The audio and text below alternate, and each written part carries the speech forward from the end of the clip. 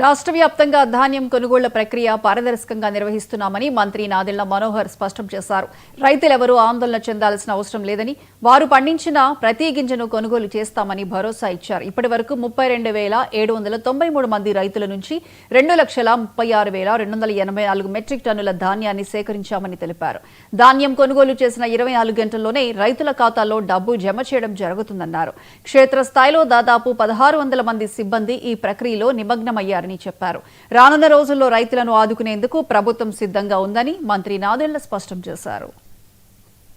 అంటే సుమారు 34% అదనంగా వాళ్ళ ఖాతాలోకి జమ చేయడం జరిగింది.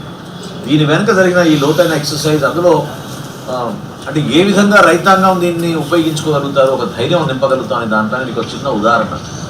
ప్రతిపాటి సుబ్బారావు గారని ఉగ్గుటూరు మండలంలో ఒక రైతు, ఆయన ఖాతాలోకి 2,08,000 రూపాయలు 6 గంటల్లోనే మేము జమ చేయడం జరిగింది.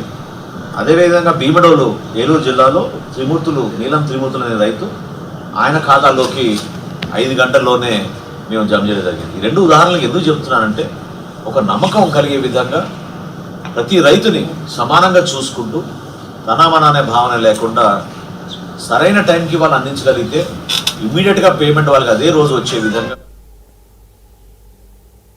అంబేద్కర్ కోనసీమ జిల్లా వాడపల్లి శ్రీ వెంకటేశ్వర స్వామి ఆలయంలో ఎంపీ భరత్